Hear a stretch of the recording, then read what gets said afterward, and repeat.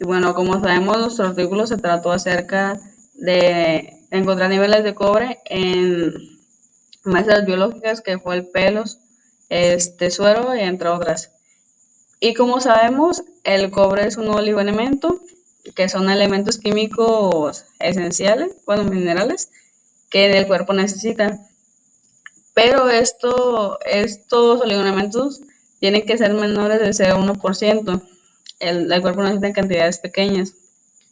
Y este va a actuar como cofactor de cuproenzimas, que los cuproenzimas son proteínas esenciales que contienen iones de cobre en su estructura. Y estos van a realizar funciones vitales como las que se muestran aquí abajo, que es la respiración celular, actividad antioxidante, neurotransmisores y la síntesis de los tejidos. Entonces, por así decirlo, es como va generando una cadena de todo desde el cobre, ¿no? Y bueno, como mencioné, el cuerpo necesita del elemento del cobre, pero ¿qué pasa o qué sucede si ese se encuentra disminuido o aumentado en mayores cantidades? Si hay un déficit, puede causar anemia microcítica, neutropenia, anomalía de pigmentación, debilidad muscular, entre otras. Y el nivel de cobre se puede llegar a elevar cuando hay inflamación, el embarazo, una infección y demás. Y también nos dice, haciendo la comparación con otro artículo, nos dice la torre que entonces el cobre en exceso o déficit puede afectar sistemas orgánicos, lo que va a dar lugar a distintas enfermedades genéticas, como lo es aquí abajo, se mencionan algunas, Menkes, que en su caso es el déficit, y Wilson, el exceso de cobre. Y bueno, la falta de diagnósticos eficaces en este tema de la medición de cobre podría traernos consecuencias en el aspecto de la salud pública, que se puede presentar en nuestro lado derecho, que son las enfermedades genéticas y metabólicas, en nuestro lado izquierdo, la investigación biomédica. Podríamos decir que el fin de nuestro artículo es comparar estos procedimientos o técnicas, métodos de la medición de cobre, que recordemos que fue en orina, en suero y en cabello.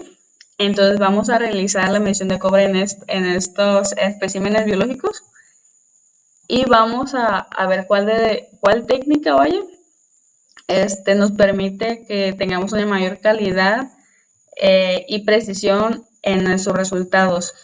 Y ya con esto poder ver cuál técnica es mejor. Buenos días, a mí me tocó exponer sobre la problemática, el objetivo del cobre en el organismo, la necesidad de medirlo con precisión y cómo las imágenes que vamos a ver nos van a ayudar a entender esta problemática. Bueno, principalmente necesitamos saber qué es el cobre, y el cobre es un oligoelemento esencial que interviene en procesos como la respiración celular, la eliminación de radicales libres y la formación de tejido conectivo. Por su exceso o déficit causan problemas serios. El déficit puede provocar anemia, alteraciones neurológicas o debilidad muscular, mientras que el exceso puede acumularse en el hígado y cerebro, como ocurre con la enfermedad de Wilson, que genera toxicidad. Como podemos ver aquí en la primera imagen, muestra cómo la distribución de cobre en el cuerpo, cómo este mineral está presente en órganos claves como el hígado, el cerebro, huesos y piel.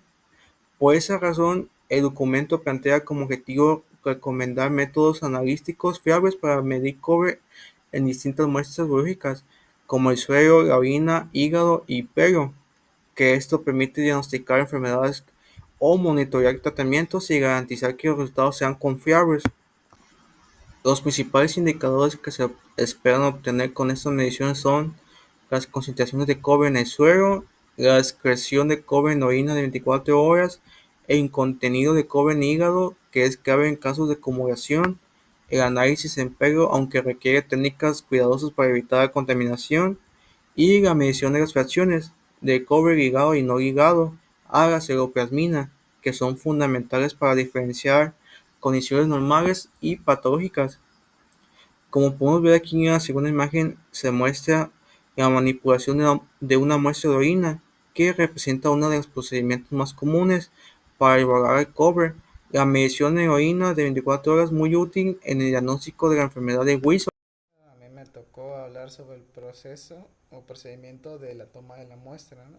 Pero no solo vamos a hablar de cómo se mide el cobre, sino también el por qué detrás de cada decisión que tomamos en el laboratorio.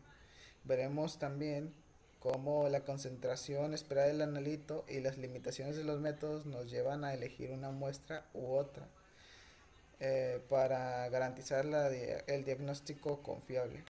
Pero antes debemos de elegir y debemos de entender el desafío que es medir el cobre, ya que este se encuentra en muy bajas concentraciones, muy bajas. Estamos hablando de concentraciones de trazas en las muestras biológicas.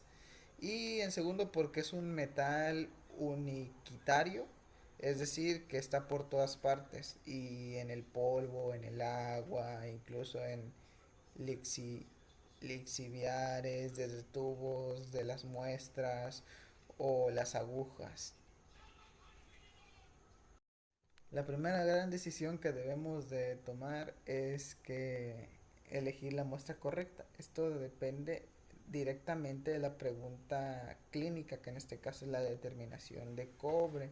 Esta muestra no puede ser aleatoria, entonces, por ejemplo, para un screen general usamos el suero porque tiene niveles altos y es muy fácil su acceso.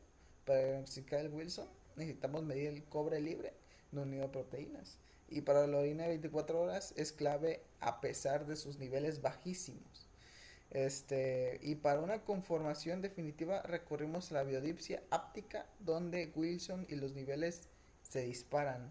Y como verán, decidimos descartar el pelo, ya que tiene alto diagnóstico, que su matriz no es notoriamente, está notoriamente contaminada y pues son resultados muy engañosos.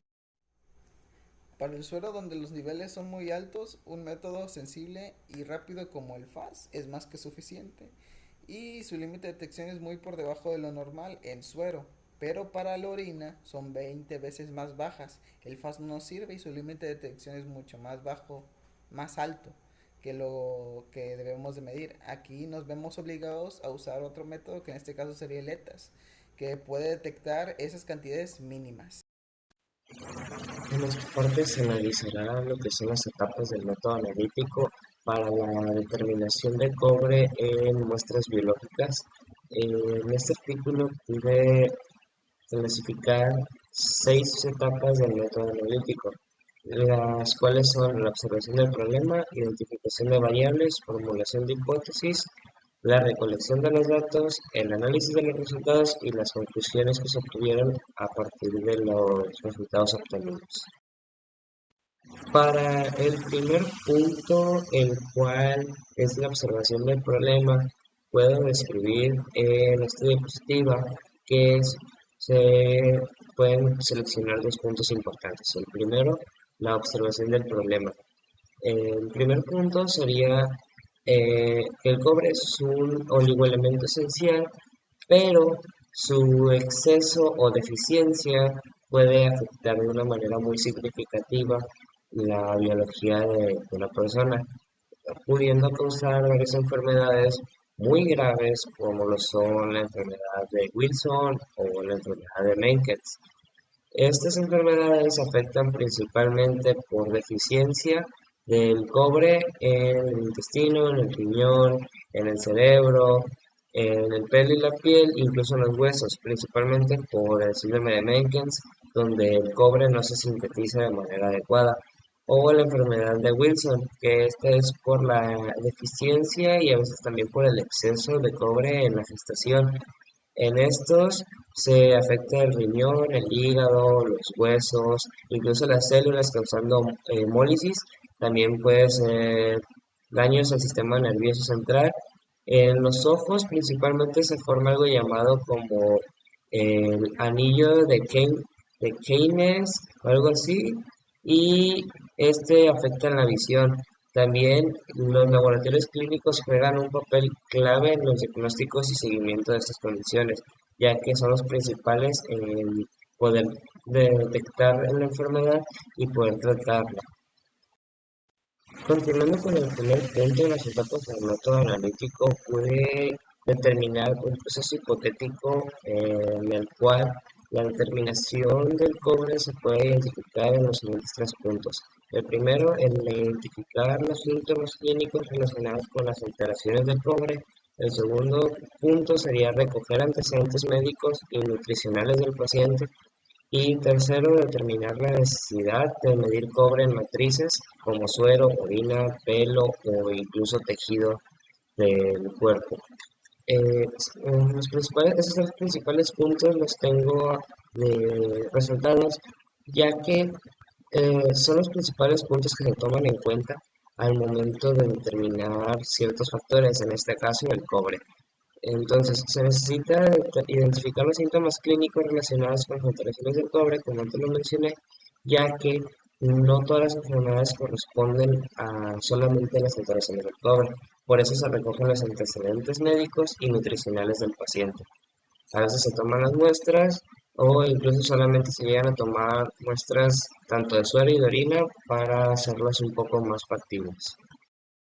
Como segundo punto tenemos la identificación de variables. En estas variables podemos tomar en cuenta lo que son las variables relevantes, que son dos tipos. La primera, que es la variable dependiente, y la segunda, que es la variable independiente. En la variable dependiente se busca lo que es principalmente la concentración de cobre en diferentes matrices. Esas matrices pueden ser causa-efecto, las alteraciones dentro del cuerpo, entre otras. Y las variables independientes son técnica analítica, tipo de muestra, preparación de interferencias, son ya más el proceso experimental por el cual se pueden obtener los resultados. Al determinar qué matriz es más adecuada según el caso específico, se puede determinar de una manera más eficiente y más rápida el resultado que podemos obtener a partir de la muestra biológica. También identificar factores que afectan la medición, como la hemólisis, que es la destrucción de la sangre, la contaminación, el tipo de diluyente con el cual se hacen las determinaciones o interferencias espectrales, que son fallos en los cálculos, incluso fallos en la misma maquinaria con los cuales se hace la espectrometría. Continuaré con las etapas del método analítico que mis compañeros han explicado. Mi participación será describir las fases cruciales que se lleva a cabo, por ejemplo, desde una hipótesis hasta la interpretación final de los resultados. Para un caso clínico como la detección de cobre o desbalances de cobre, es importante conocer que deberíamos primero empezar con la hipótesis. La hipótesis es ver el problema clínico como los síntomas que puede tener un desbalance de cobre y así interpretar o de cierta forma es una suposición de la cual va a estar informada y vamos a intentar confirmar o descartar de nuestros análisis pues la hipótesis que vayamos a utilizar. Una vez teniendo la hipótesis bien definida, lo siguiente que entra es el procedimiento real, que es la recolección de muestras, por ejemplo, dependiendo de nuestra hipótesis, y seleccionaremos el tipo de metodología que nos convenga mejor. En este caso podemos necesitar un suero de visión general como la orina de 24 horas, la cual nos permite analizar tejido hepático para la confirmación definitiva de lo que sea que pudiese estar causando el problema.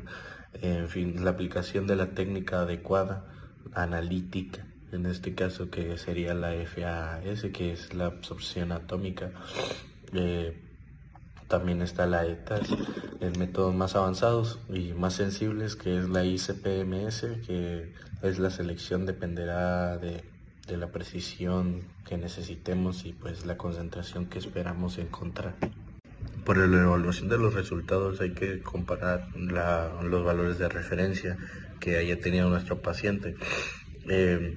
Ahora, para el control de calidad analítica, Como sabemos que nuestro resultado es correcto y no error de un equipo o del procedimiento, en caso de hacerse la metodología de manera correcta, aquí aplicamos los criterios de calidad que aseguramos que la variabilidad y el error de muestras sean mínimos, de nuestras mediciones sean mínimos, utilizando controles internos y participando en programas de calidad externos, conocidos como EQAS.